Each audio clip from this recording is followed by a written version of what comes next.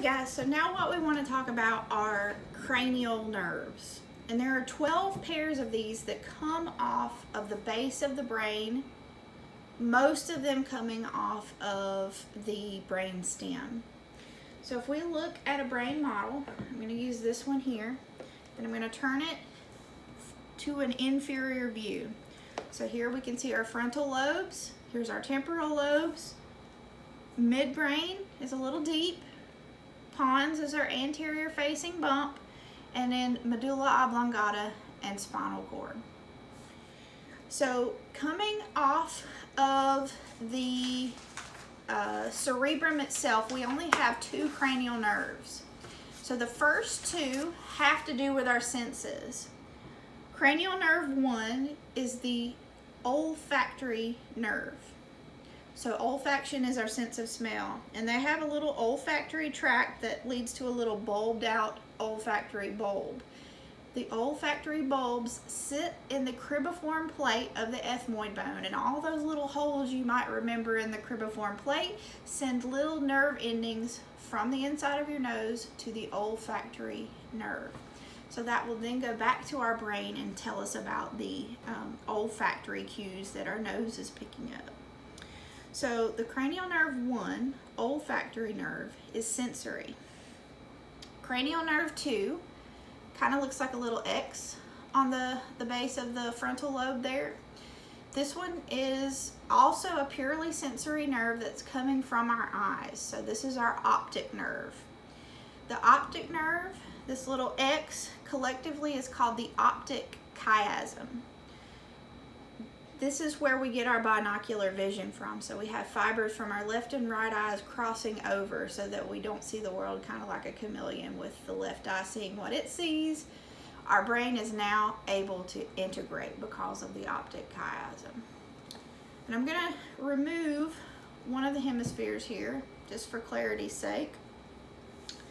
So 1 is olfactory, 2 is optic, 3 is our oculomotor nerve. Oculomotor is exactly what it sounds like. It's a motor nerve that goes to the eye. So cranial nerve 3.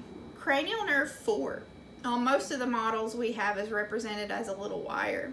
And this also, like the old oculomotor nerve, comes off at the junction between the pons and the midbrain, except that the trochlear nerve comes out all the way on the lateral side at that junction. So the trochlear nerve is also a motor nerve that's going to the eye, the superior oblique specifically. On the surface of the pons, then we have another large stump which represents one of the bigger nerves that we have, a cranial nerve anyway. This one is called the trigeminal. It's trigeminal because it has 3 major parts, mostly going to the head and neck. This one has both sensory and motor information coming to and from it. Now we're going to move down to the pons and medulla oblongata border. Here we have 3 nerves that come off in a row. So we're going to work our way from the midline and laterally as we count. So the trigeminal nerve is number 5. This one is number 6, 7, and 8. Number 6 is the abducens nerve. This is also a motor nerve going to the eye, so we have a lot of control over those eye muscles. Number 7 is the facial nerve. This one carries both sensory and motor information. And number 8 is the vestibulocochlear nerve. This is purely sensory, and this is going to our ear to help us with both vestibular, fancy word for balance, and hearing functions. So 6, 7, 8, abducens, facial, vestibulocochlear. Then if we look on our medulla oblongata, we have an anterior row and a posterior row of cranial nerves. The posterior row we're going to count first, and there are 3 kind of all squished together.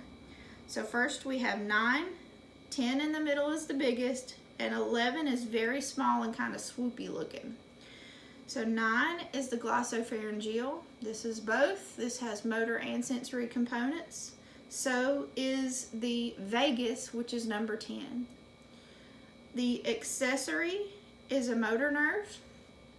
And last but not least, the only one on the anterior component of the medulla oblongata is the hypoglossal, which is a motor nerve going to the tongue.